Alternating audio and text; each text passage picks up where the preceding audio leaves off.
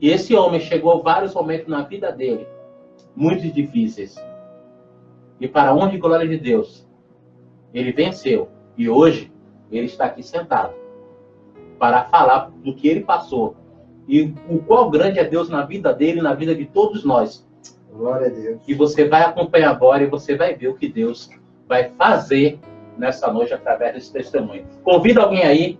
Pastor Edivaldo, puxa o assunto, nós estamos aqui para poder te ouvir e a gente vai aqui conversar. Antes de a gente entrar, eu queria abrir, e vocês que estão nos assistindo, nos vendo agora nesse momento, abrisse as suas Bíblias aí no livro de Atos dos Apóstolos, no capítulo 20, a partir do verso 19, que o apóstolo Paulo escreveu, um discurso de Paulo que ele fez aos anciãos de Éfeso, que ele diz assim: servindo ao Senhor com toda a humildade, com muitas lágrimas e tentações, e pelas ciladas dos judeus me sobrevieram.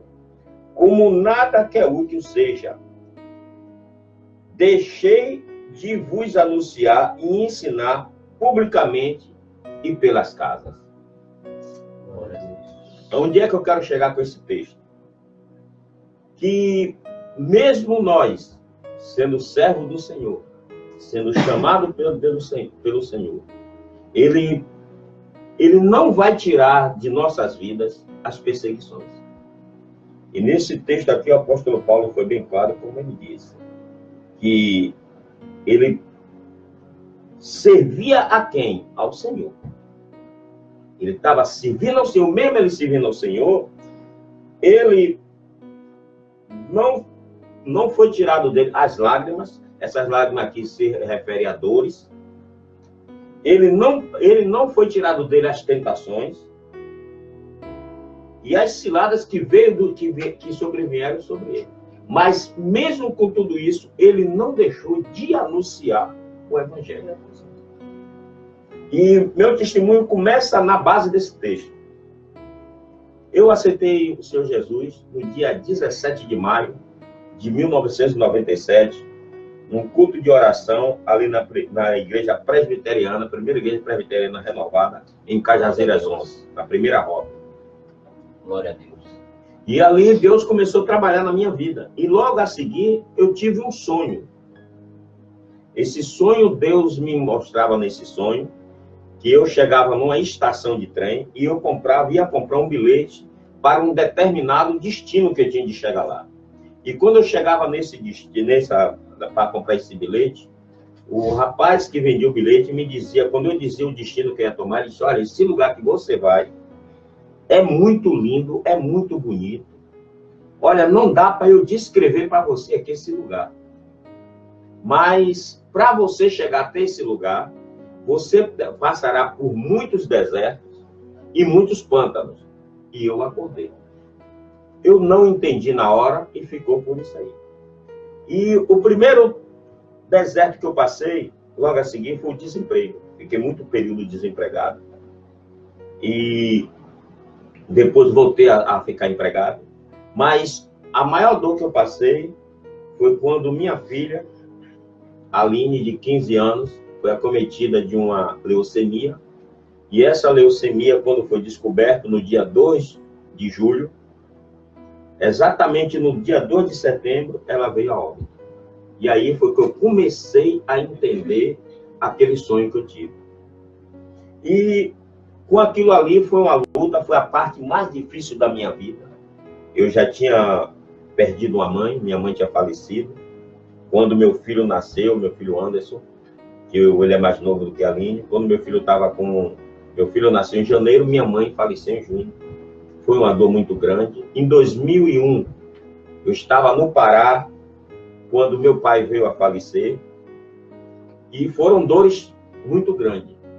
Mas eu lhe digo que todas essas dores, a dor que mais doeu, não é que eu seja um mau filho, mas foi quando eu perdi a minha filha. Quando a minha filha faleceu, graças a Deus, ela servia ao Senhor. E naquele momento, quando eu fui fazer a visita a ela ali, eu fui a última pessoa a vê-la, de madrugada, em torno das 10, 11 horas da noite. quando eu visitei ela, na hora que ela estava indo para a UTI, ela foi glorificando ao nome do Senhor. E aí, uma pessoa, a médica, eu não me lembro agora, a enfermeira, perguntou a ela por que ela estava glorificando. Ela fez tudo da glória a Deus. E aquilo ali, quando eu saí dali, eu estava em casa, quando foi cerca de 4 horas da manhã, o telefone toca, aí eu já pressenti que era aquilo, e aí veio.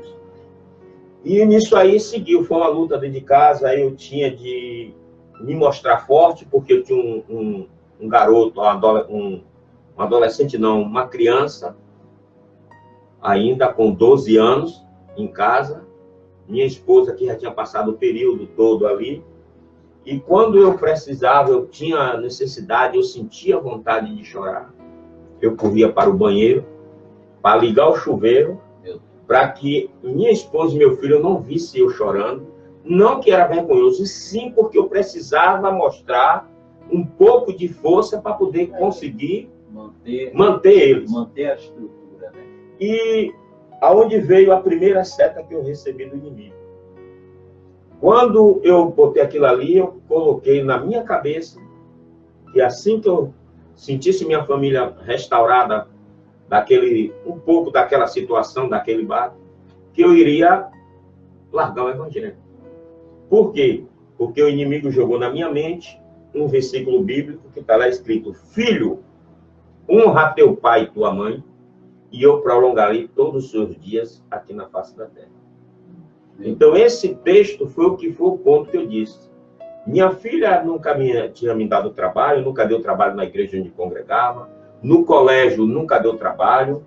Teve até um período que, nesse período, como eu falei no início, quando eu estava desempregado, eu passei uma situação de desemprego. Ela estudava num colégio particular, ali na rótula da feirinha, que chama Beniqué na época. E quando eu fui para tirar ela do colégio, que eu não tinha condições financeiras de pagar, a diretora disse que não, que depois eu pagaria. Eu disse à diretora do colégio que não, eu não poderia, eu não tinha condições, eu não ia acumular uma dívida, que eu ia tirar eles do colégio. E aí a diretora me ofereceu uma bolsa para minha filha ser bolsista. E o colégio não tinha bolsa. Mas eu disse a ela que eu não poderia ter 2 pesos e 2 medidas dentro da minha casa. Pegar uma bolsa para botar minha filha continuar no colégio particular e meu filho no colégio público. E ela me cedeu essa bolsa para os meus 2 filhos até minha filha terminar aquela parte ali do primeiro grau. E essa era a filha que eu tinha dentro de casa. E sempre ela foi, os vizinhos, aqui onde eu estou dando testemunho, são pessoas que conhecem ela, porque quando eu aceitei o Senhor Jesus como meu único e suficiente Salvador, quando eu me entreguei a vida ao Senhor Jesus, o pastor da igreja na época, o dirigente que pastoreava a igreja, era o próprio pastor presidente desse ministério, conhece essa parte, e eu ali coloquei no meu coração que eu não ia mais servir a Deus, que eu ia dar um tempo. Porque a palavra de Deus, ela não se cumpriu. Mas no momento, naquela passagem toda, quando Deus também usou a própria palavra dele para confrontar o inimigo. Como o inimigo usou a palavra de Deus distorcendo, Deus me fez lembrar de uma passagem da Bíblia, é uma passagem conhecida do rei Davi, quando aquele filho que ele teve, que ele foi feito com Betseba, que aconteceu no período do pecado, quando aquela criança veio a falecer, quando Davi botou as vestes reais, e as pessoas que cercavam a ele não entenderam aquilo. Nesse momento agora, o Senhor tira toda a roupa de saco e coloca a roupa reais. E Davi usou uma frase no texto que está lá, que Davi disse: ele não pode vir a mim, mas eu posso ir a ele. Glória. E nesse momento foi que Deus me fez eu enxergar que minha filha estava lá com ele, e a única maneira que eu tinha, que ela não podia vir, mas eu poderia ver. E aí Deus me levou ao arrebatamento da igreja, aquela coisa toda que não vamos entrar, que é muito mais profundo. E aí eu contei. Mas não fique que com essa palavra ainda me convenceu. Aí eu usei a palavra, eu sei que Deus já me perdoou, Ele vai me perdoar de novo. Eu disse: Senhor, eu sei que o Senhor quer que eu me sirva. Eu sei, o Senhor me colocou que a única maneira de eu me encontrar com a minha filha vai ser naquele grande dia e lá na glória. Agora, o Senhor está me impressionando. O Senhor o senhor me chantageou. Eu usei essa palavra com Deus. Graças a Deus que Deus não olha para certos momentos da nossa vida. É verdade. E aí Deus chegou. Aí eu disse a Deus, eu disse, olha, eu vou pregar, eu vou lhe servir. Eu vou pregar que o Senhor cura, ou que o Senhor salva, liberta, batiza com o Espírito Santo e leva para o céu. Mas que o Senhor cura, eu não vou pregar. E aí eu continuei minha jornada do Evangelho. E as portas se abriram para mim. Eu fui para Margosa, daqui eu fui para Itabunas, até na época o pastor Mascarenhas, da igreja presbiteriana. Fui para lá, tinha sido meu amigo antes de eu ser cristão. Quando ele soube que era tal, ele até nem acreditou. Ele pediu até na época ao pastor Emerson, que era o pastor da Cajazeira 11, que eu levasse ele numa reunião que ia ter de pastores. Eu fui lá, fui com o pastor Emerson, o pastor Alisson. Eu fui lá conhecer não, me reencontrar com o pastor Mascarenhas, que ele tinha sido meu encarregado do departamento pessoal na Cata Nordeste. Eu fui auxiliar dele. E na época eu não era evangélico. Ele morava em 7 de abril. E ali eu continuei. Deus começou. Aí eu me lembro, quando foi um dia eu estava pregando numa igreja batista em Dias d'Ávila, na URBS. E quando eu terminei de pregar, meu irmão congregava nessa igreja, nós fomos para casa do meu irmão. E aí a gente foi jantar. Eu ainda me lembro como hoje um bobó de camarão. E ali, naquele momento, eu senti algo diferente. Eu senti uma tontura. E aí eu achei que poderia ser alguma coisa, eu não tinha nada de nenhum registro, nada de pressão arterial, nada.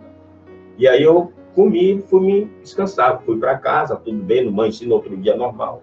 Quando de noite eu estava fazendo um curso de teologia na Estia Débora, na Igreja Assembleia de Deus, ali na Liberdade. E quando eu cheguei na aula, até uma aula de Pentateuco, até o nome eu me lembro como hoje, o nome da irmã, era a Joana, que dava sobre isso. Quando começou a escrever no quadro, eu comecei a enxergar em duplicidade. Eu não fiquei sem enxergar. Eu comecei a enxergar em duplicidade, comecei a não me sentir bem, saí do meio da aula e fui para minha casa. E aí começou o meu processo. Esse olho direito meu, aqui, ele não fazia um movimento nem para cima, nem para baixo, nem direita, nem esquerda. E eu enxergava em duplicidade. E aí vai eu procurar médico, vou para o médico, vou para um canto, vou para outro. Eu me lembro que Deus... E nesse período eu estava de novo desempregado. Financeiramente eu não estava pleno em condições. E aí Deus me encaminhou. E Deus foi colocando. No prédio onde eu morava, tinha uma jovem, por nome Glorinha. E ela trabalhava no Hospital São Rafael.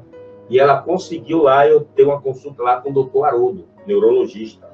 E aí eu fui, quando eu cheguei ali, me apresentei, ela me encaminhou para esse médico.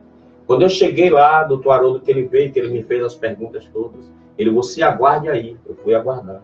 Quando ele voltou, foi com isso lá, depois de um tempo dele fazer todo o processo, o atendimento dele normal. Ele voltou com um grupo de médicos, várias pessoas, e aí eu me lembro que ele disse que nunca tinha visto um caso daquele.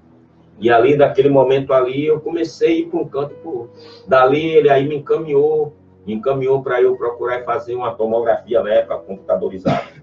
E me encaminhou para Piripiri. Ele trabalhava lá, não sei se foi Piripiri ou Paripe, eu não me recordo direito agora, sei que era na suburbana. Quando eu cheguei lá com a guia autorizada, ele botou bem grande, urgente, assim. Aí quando eu cheguei lá, que eu apresentei a atendente lá, aí eu disse, ela fez, não, mas aqui o senhor vai ter de ligar, e isso só lá para o mês, tal, daqui a 3, 4, 5 meses. Eu disse, mas ele botou aqui urgente. Eu me lembro que ela usou essa frase para mim. Reze para você não morrer daqui até lá. A única coisa que eu fiz com ela, eu disse, me desculpe, jovem, mas eu não rezo, eu oro. E aí dei as costas, fui embora com o meu papel. E ali, daqui a pouco, vai do campo, vai do outro, não consigo fazer essa tomografia. Aí tinha uma vizinha minha, no mesmo prédio onde eu moro, tinha que ela é enfermeira do Hospital Roberto Santos, Vânia. Aí ela me conseguiu uma autorização para eu ir para o Roberto Santos. Quando eu cheguei lá no Roberto Santos, a parte de imagem tinha dado defeito. Não consegui tirar naquele dia. Volta eu para casa, sem conseguir tirar. E aí Deus colocou uma senhora, uma vizinha de um prédio lá próximo, que trabalhava no hospital. E ela aí conversando, ela me deu pediu ao diretor dela uma autorização. Volta eu de novo com o Roberto Santos. Eu sei que terminou, nem precisou entregar essa autorização ao diretor. Aí essa amiga, por nome Vânia, aí tem uma amiga, se eu não me engano, chamava-se que Joquebede, que trabalhava lá, me encaminhou para lá, e eu fiz essas tomografias. E essas tomografias eu fiz, só que nesse período vai eu para um canto, vai para outro, mas só que não conseguia laudo, não tinha um laudo técnico, um laudo médico. E eu tentando dar entrada na Previdência, e não conseguia dar, porque não tinha um laudo. Aí nisso eu fui me parar no Hospital das Clínicas, com a doutora Lívia. E ali eu fui, ela pediu para fazer, me encaminhou tudo direitinho, fazer o exame. Para eu fazer uma biópsia. Ela disse que precisava fazer uma biópsia. No dia que eu vou para fazer a biópsia, chego lá, aconteceu algo, não consegui fazer a biópsia. E nisso, nada de... Aí eu fui conversar com a doutora Lívia. Doutora Lívia, a situação é essa, eu preciso eu preciso me sustentar e eu tenho de dar entrada para eu poder receber o benefício. Ela disse, Edivaldo, eu não posso fazer nada porque não tem um laudo técnico, não tem um laudo médico para colocar. E sem laudo não tem. E aí, mesmo assim, eu peguei aquela documentação, fui para o INSS, dei entrada lá e marcou a perícia para dar tempo. E aí ela através do próprio pastor Barbosa, tinha ali na Barra, ela funciona como clínica, final de semana eles atendem aos sábados, eles fazem filantropia. Aí eu fui ali com a doutora Tatiana Menezes. E ali, ali faz parte ali isso fica perto daquele do antigo Mercado Bom Preço, não me lembro agora o nome do mercado. E ali eu fui fazer os exames. Quando eu fiz, ela olhou para mim e pegou todos os meus dados, leu tudo. Ela disse, olha, não perca o contato comigo. Eu disse, por quê? Ela disse, eu já perdi um paciente com esse mesmo forte seu, esse mesmo problema seu. E aí eu sei que nessa coisa vai um canto, vou para o outro, e eu vou resumir essa parte, porque não houve de maneira nenhuma um laudo médico. No dia da perícia, eu compareço lá ao INSS, com documento, e aí a médica me disse lá, olha, eu não posso aprovar o seu exame, o seu pedido de benefício, porque não tem um laudo médico, não tem uma enfermidade. E eu, nesse período, eu descobri sozinho que se eu tapasse o olho direito, minha vida voltava ao normal.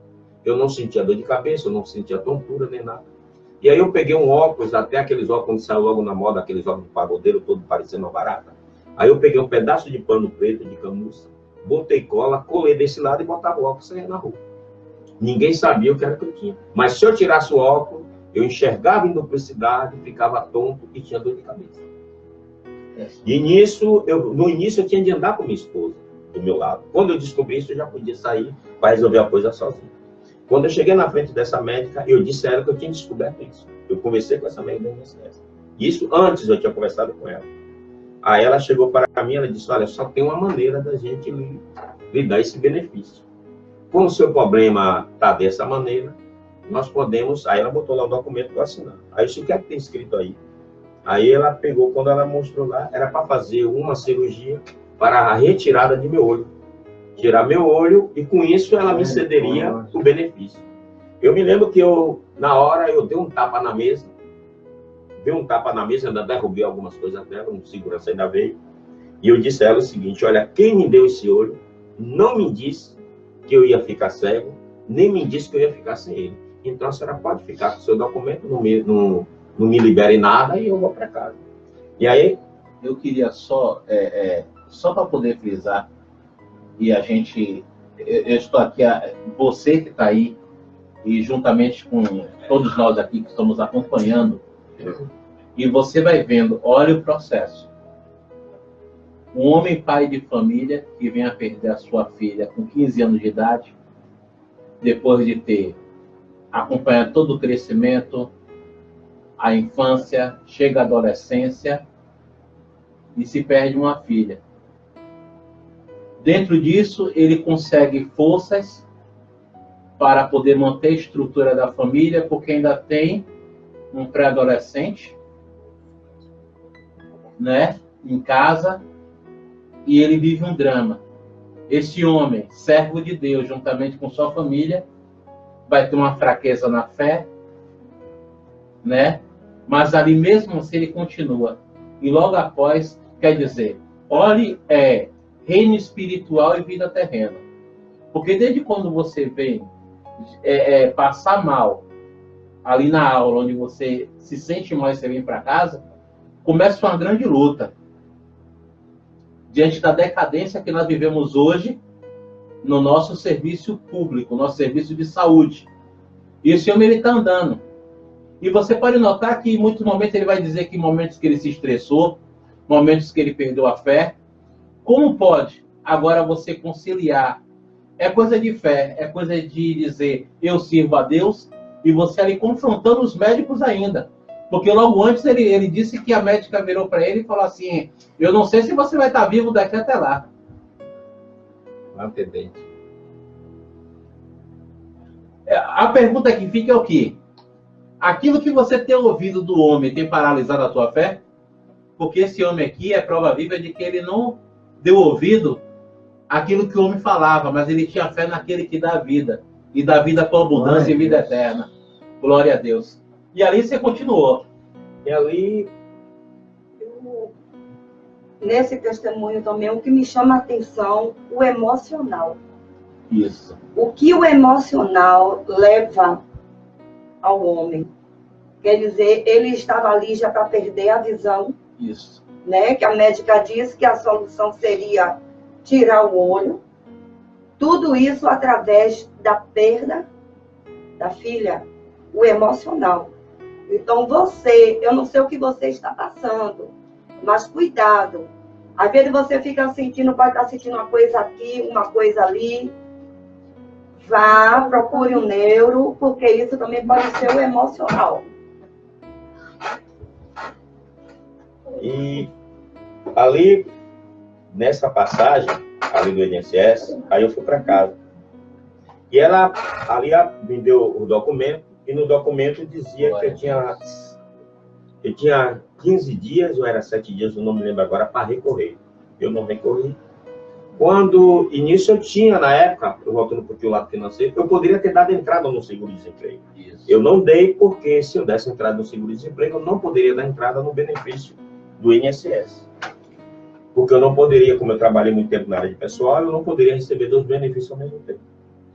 E nisso a gente estava sem nada. A casa vazia, quando chegou na quarta-feira, eu falei com minha esposa, olha, a única opção que eu tenho é ir lá dar entrada nesse seguro-desemprego, porque é a única fonte de renda que nós temos agora, é um direito meu. Eu me lembro que eu dei entrada numa quarta-feira, quando foi na segunda-feira, a Caixa Econômica ali do SAC, na época era ali, recebeu a ligação que todas as 5 parcelas estavam liberadas. E ali eu tive um alívio financeiro nessa hora.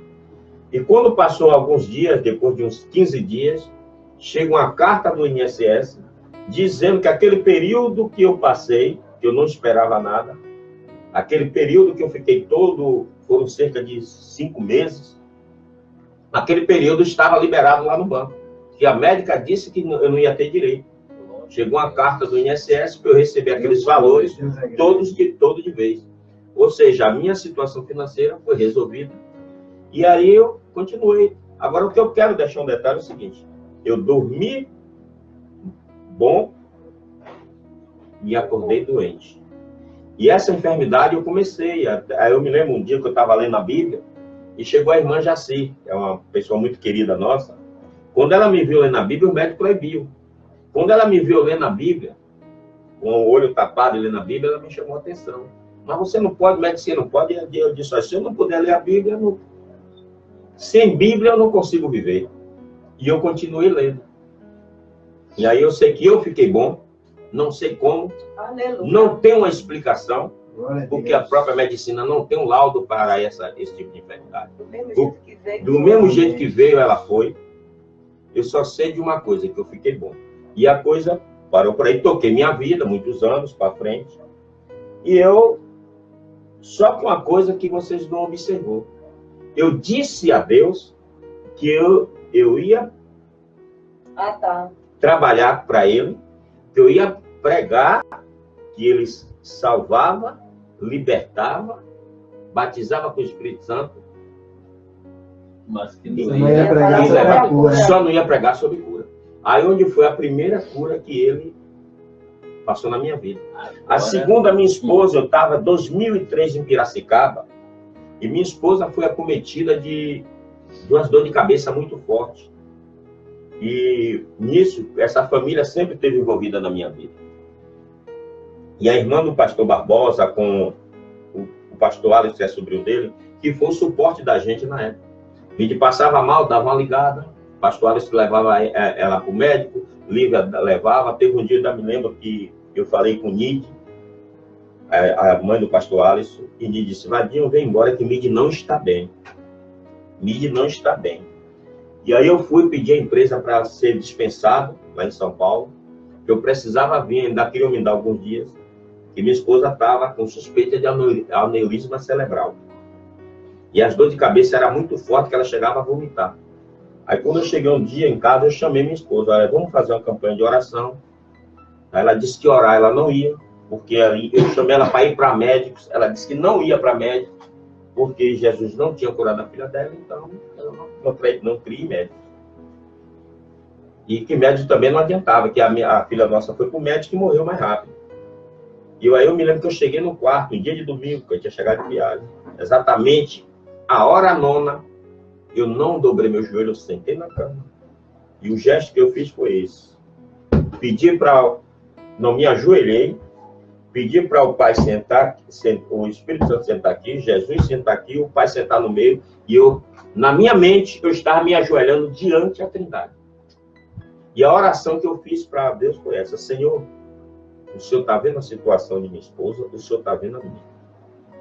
E a única palavra que eu tenho a dizer é o seguinte: ela não quer ir para o médico, ela não quer orar e não quer fazer campanha. E a vida dela está em tuas mãos. E me levantei, com lágrimas. E nisso nós íamos para o culto. Aí a pastora Alice passou lá em casa e nós fomos para a presbiteriana de Tancredo Neves. E nisso nós voltamos. Como nós estamos voltando, ela sentiu as dores de cabeça fortes. E ela usava os remédios que era tarja preta. E só podia tomar um por dia. E ela disse que não ia tomar mais os medicamentos que viessem, que ela não ia tomar mais. E eu tinha feito a oração. Mas na hora, quem foi a primeira pessoa que queria ir numa farmácia comprar medicamento? Eu. E ela não aceitou. A única coisa que a gente chegou foi orar, oramos por ela. E ela está até hoje, graças a Deus, não precisou fazer nenhuma cirurgia, não toma mais nenhum desses medicamentos, e está aí para a honra e glória do Senhor Jesus. Mais uma vez, Deus me provou dentro da minha casa que Ele curava. Só te interrompendo mais um minutinho. Esse homem, ele toma uma decisão na vida dele. Observe que diante das tuas próprias decisões, Deus vai provar para você que você está errado e Ele está certo sempre nas nossas vidas. Porque Ele vai fazer com que você veja.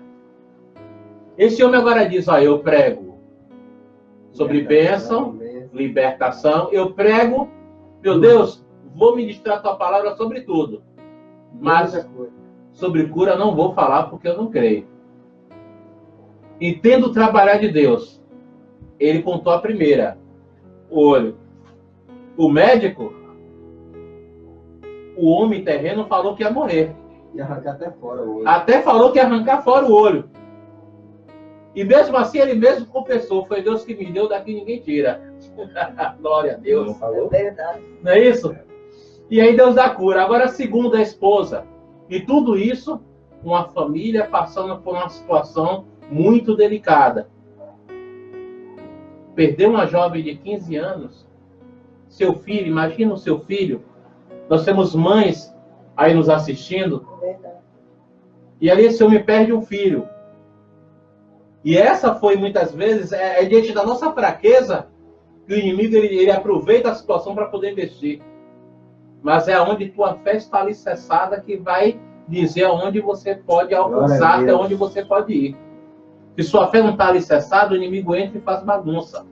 Mas mesmo com a vida da forma que estava, a fé estava alicerçada, estabelecida. Eu volto de novo para o versículo 19 do capítulo 20 de Atos, que é: servindo ao Senhor com toda a humildade e com muitas lágrimas. Glória a Deus.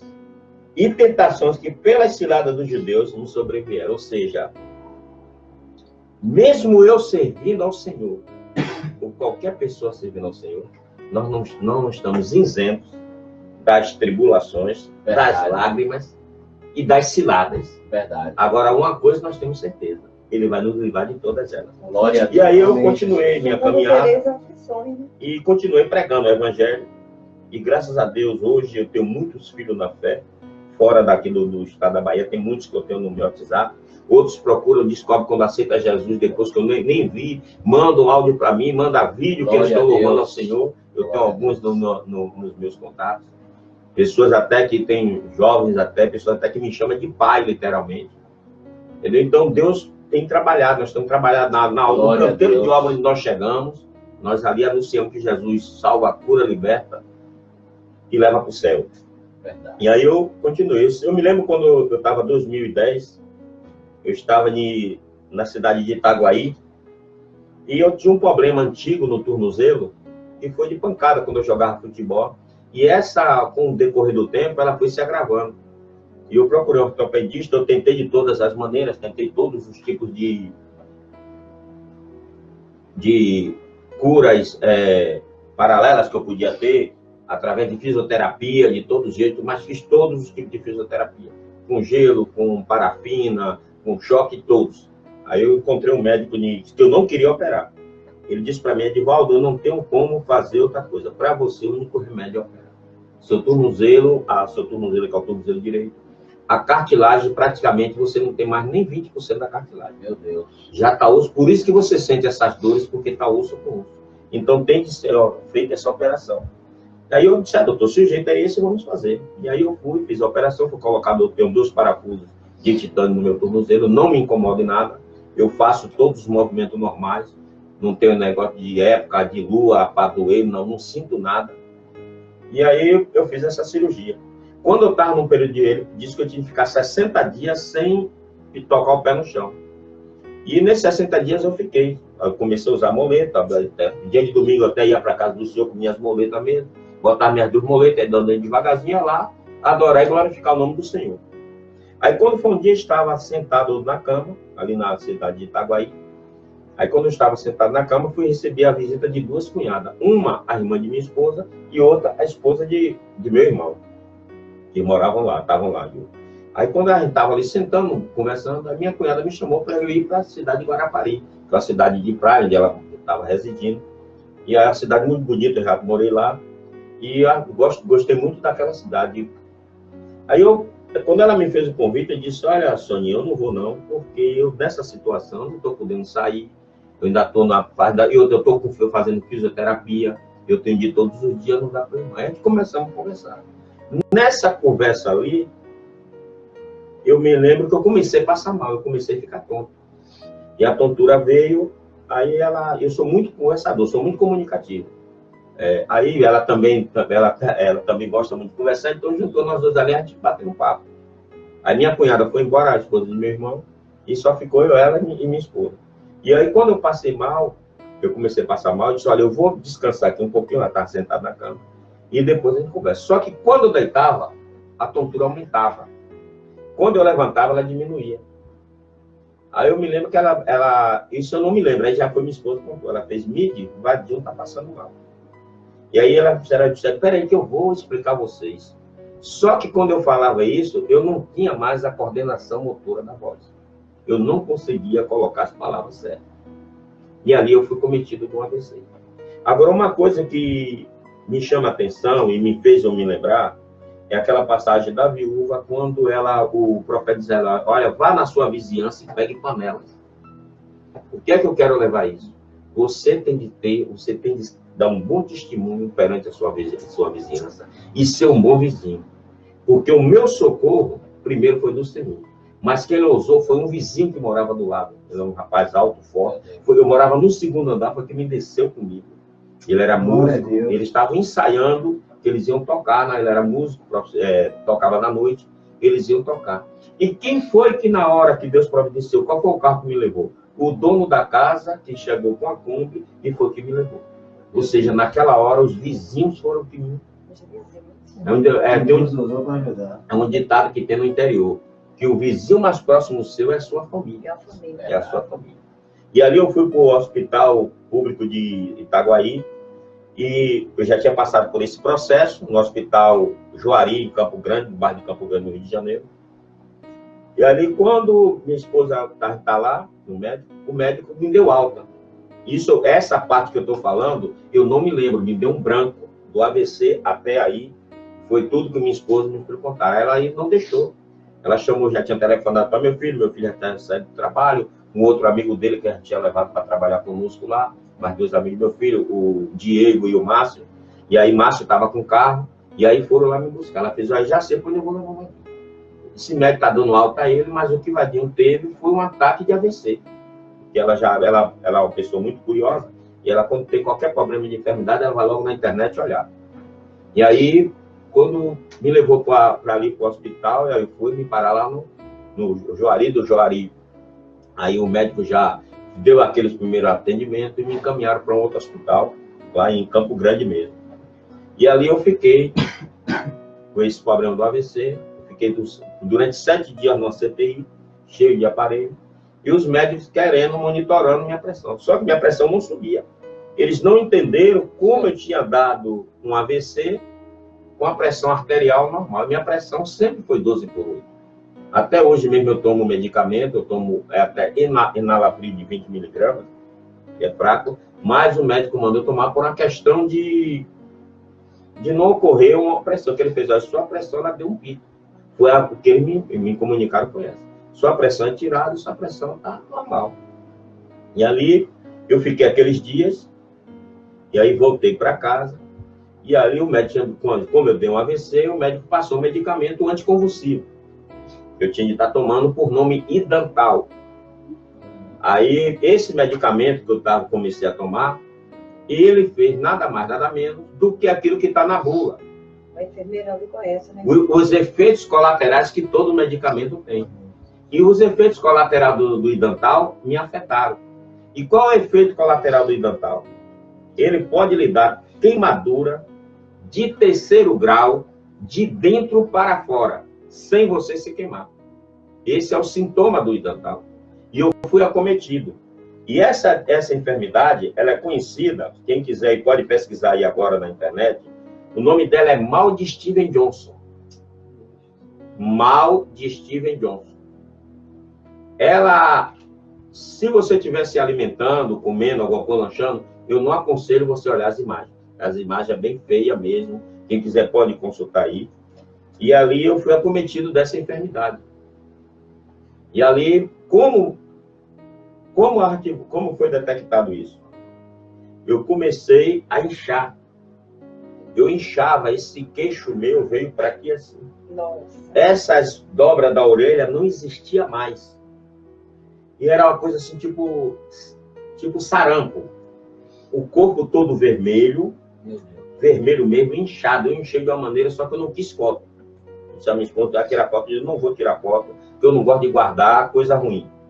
E ali eu fui tomando medicamento. Minha esposa foi quem detectou que eu estava com esse problema. E aí ela disse, olha, Vado, suspenda o remédio. Eu, na mesma hora, suspendi o remédio. E nós fomos parar no hospital, lá nesse próprio Juari, que a gente já conhecia, um bom hospital em Campo Grande. Quando eu cheguei lá, o médico a única medicamento que eles me deram foi uma injeção de creme Fernegan, se eu não me engano, e um medicamento lá antialérgico. Não. Primeiro eu fui no hospital lá na cidade de Itaguaí, no sábado. No domingo eu permaneci do mesmo jeito, piorando. Fui nesse hospital, fizeram a mesma coisa. Aí minha esposa chegou, aí olhou lá no coisa onde tinha um médico especialista em pele, por causa da situação que eu estava. Aí ela descobriu lá na Barra da Tijuca, quando ela chegou de manhã, ela foi na internet, quando ela ligou para a menina, ela disse, fulana, aí conversou lá com a moça, disse, olha, ele está com isso. Ela fez, olha, não tem vaga. A vaga que tem só para daqui ao próximo mês, final do próximo mês, para remarcar. Aí ela contando, ela fez, olha, vocês tem como você estar aqui 1 hora? Estava em Itaguaí para a Barra da Tijuca, é mais de 1 hora de carro pequeno. Tem como vocês virem aqui? Ela disse, tem. Ela disse, venha, eu não vou prometer nada a vocês. venha que quando chegar aqui, se houver uma desistência, ou o médico puder atender ele no final, ele atende. Venha pra... Quando eu cheguei lá, eu fui mostrar, aí ela pediu para ver. Quando ela viu, ela já foi lá, conversou com a secretária lá, a atendente. E aí, quando o médico chegou naquela sala, quando eu me sentava, minha situação era tão feia que as pessoas não sentavam do meu lado. Meu Deus. As pessoas levantavam, achavam que era contagioso aquilo que eu estava. Porque era feio mesmo, o negócio, o quadro é feio. As pessoas que consultem aí na internet, vocês vão ver. E aí, quando o médico entrou, que ele viu, ele disse, eu não posso fazer nada por você aqui. Ele pegou um bloco, fez um bilhete, pegou o telefone, ligou e mandou para eu procurar o hospital. Agora me falhou a memória. Não foi mais o hospital Juari, um outro hospital. Não sei foi que, no Rio de Janeiro. No Rio de Janeiro. Lá no próprio bairro de Campo Grande. Aí quando nós chegamos lá no hospital, que ele determinou, pegamos um táxi. E aí quando pegamos um táxi de novo, esse mesmo táxi que nós pegamos da Barra de Itaguaí para Barra da Tijuca, pegamos outro e se deslocamos para lá. Quando nós chegamos lá, que eu anunciei, já tinha uma maca e a pessoa me esperando para me levar para o UTI já. Porque aí começou o processo. E aí eu tive de fazer um tratamento de desintoxicação. Porque a alergia tomou toda a minha corrente sanguínea. Por isso que eu fiquei com aquela situação toda. Tomou minha corrente sanguínea. E se vocês olharem aí na internet, esse mal de Steven Johnson, segundo um relato que tem aí, ela é letal até 5 ou 7% dos casos. Graças a Deus que eu não estava nesses 5 ou 7, eu estava nos 90, alguma coisa que não é letal.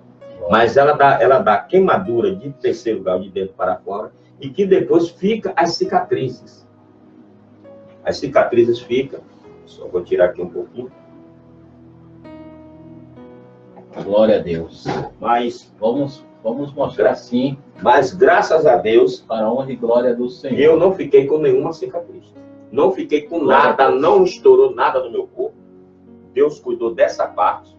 Eu não tive esses problemas todos que a enfermidade teve. E ali eu fui dar continuidade ao tratamento. Dei a continuidade, fiz tudo. Tive de fazer todo um processo antialérgico durante 8 meses. E aí a médica me proibiu de eu comer qualquer coisa na rua. E proibiu de entrar na minha casa qualquer tipo de condimento. Na época era proibido, só tinha de tudo, tinha de comer, tinha de ser natural. E nesse percurso, a médica chamou minha esposa. E ela não deixou eu ver, quando eu estava fazendo o tratamento, tomando medicamento. E ela não deixou eu ver. Quando ela colocou um aparelho azul, com uma luz azul, e mandaram eu virar. Depois minha esposa me contou. Ela disse que ela via pelaquela luz, ela via saindo, como se estivesse saindo de dentro dos meus poros, um bocado de morotó, bichos, daquele bicho. Mas saíam as massas mesmo de dentro do meu corpo. Eu tomava banho 7 horas da manhã, antes de 11 horas eu já fedia. Fedia literalmente. Eu mesmo não aguentava com o fedor que saía do meu corpo. Mas isso era resumo do tratamento que estava expurgando as coisas que não prestam. E eu passei por esse processo, mais uma vez, e ali... Agora eu vou resumir para vocês. E graças a Deus estou aqui, vocês estão vendo eu aqui. Bem, graças a Deus. Aqui o meu olho no lugar. Uso óculos normal, como qualquer pessoa usa. Posso ler sem óculos. Eu leio aqui tranquilo, sem óculos. Não tenho problema alérgico nenhum. O único problema alérgico depois que eu fiz o tratamento é o que todo mundo tem. É poeira, fungos. E uma rinite alérgica, que ela me acompanha, eu não tenho ela que me acompanha de atrevida, tá entendendo? Porque assim mesmo eu adquiri ela num ambiente de trabalho. Eu trabalhava no fundo de um navio, e lá era muita fumaça, de maçarico, dessas coisas, então o ambiente era muito pesado. Então hoje estou aqui, para a honra e glória do Senhor Jesus. E agora, por que tudo isso que eu quero, o resumo que eu quero chegar? Que jamais alguém pode chegar para Deus e determinar o que fazer. Porque eu passei por todo esse processo. Claro, eu sei que muita gente pode não crer, mas eu creio dessa maneira. Todo esse processo que eu passei, porque eu fui determinar a Deus o que eu queria fazer. Verdade. Não o que Deus queria fazer na minha vida. Eu determinei a Deus que eu disse, olha, eu vou fazer isso e isso. Eu vou pregar que o Senhor salva. Eu vou pregar que o Senhor leva para o céu. E eu não deixei, mesmo no início, logo lá no início, quando aconteceu o problema da morte, eu não desacreditei que existia a vida eterna. Eu acreditava, agora só como eu disse, eu tinha dito, eu não vou acreditar que cura. Mas que céu vai existir, eu creio tanto, se eu não cresce, eu não tinha falado até a asneira que eu falei.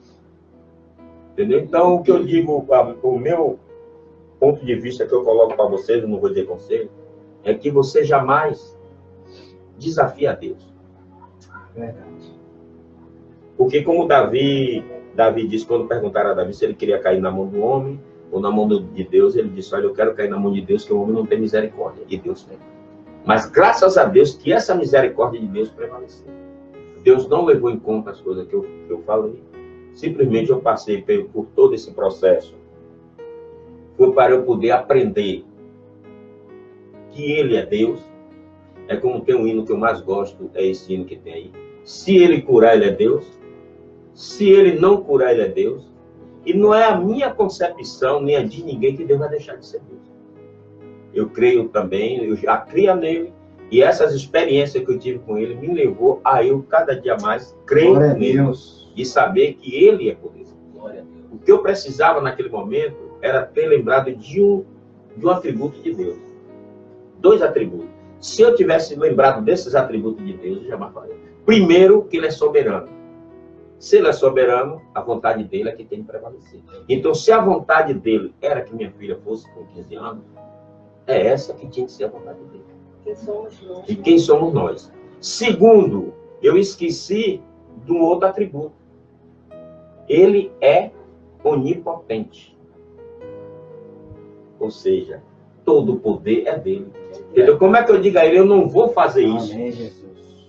Quem sou eu para dizer isso para Deus? Depois que tudo isso, hoje, esses 2 atributos de Deus sempre vai. A vontade dele é que tem de prevalecer. Eu queira ou não. O poder está na mão dele. Eu sei que ele pode fazer o que ele quer, como ele fez. Ele provou, está aqui. Eu não tenho uma marca do mal de Steven Johnson, que está lá. Não tenho a sequela, não tenho boca torta, não falo coisa, não tenho nada da AVC. Está ali. Seu olho aí. Meu olho está aqui. E ainda tem mais uma. Eu falei com ele que eu não iria, quando chegar, eu tinha as minhas dores de cabeça fortes, eu pulei essa parte. Eu tinha as dores de cabeça muito fortes, e tem pessoas que, pastor Carlino, que teve até aqui um dia pregando, esteve na minha casa lá, com a esposa dele. Tinha dia que eu não saía com ele, com minha esposa. Foi nesse período que ele saiu para passear, para conhecer os pontos turísticos de lá do Rio. Eu não saía com eles, e quando eu saía era com a garrafa de água mineral no bolso, e o bolso cheio de analgésico. Não era Nador, nem Cibalena, não. Era uns analgésicos bem fortes, passado, porque eu sentia dores de cabeça constantes. Tudo isso logo no período depois do AVC. E aí o médico trocou o Idantal pelo Gadernal. Quando ele mostrou o Gadernal, o primeiro impacto meu foi que eu não vou tomar isso, que isso aí é remédio de dor. Ele me explicou que Gadernal, porque essa é a imagem que o pessoal tinha. Ele me explicou que Gadernal não é um remédio para doente mental. Alguns doentes mentais tomam ele porque tem convulsão. Ele é um anticonvulsivo. Mas eu cheguei em casa, aí eu tomei ainda uns 3 que eu tinha de tomar. Eu tomei alguns, aí quando chegou um dia eu botei meu joelho no chão. Isso que eu fiz, eu não aconselho ninguém fazer. Não é um conselho, isso foi uma experiência minha com Deus, pessoal, como tem um louvor. A experiência é pessoal, por isso eu vou vivê-la, Armando Filho. A experiência é pessoal, por isso eu vou vivê-la. Essa experiência foi pessoal comigo, com Deus. E eu vivo ela intensamente. Então, quando eu comecei, eu apresentei a Deus dessa maneira. Senhor, eu nunca fumei nem um cigarro que chamam de careta, um cigarro normal.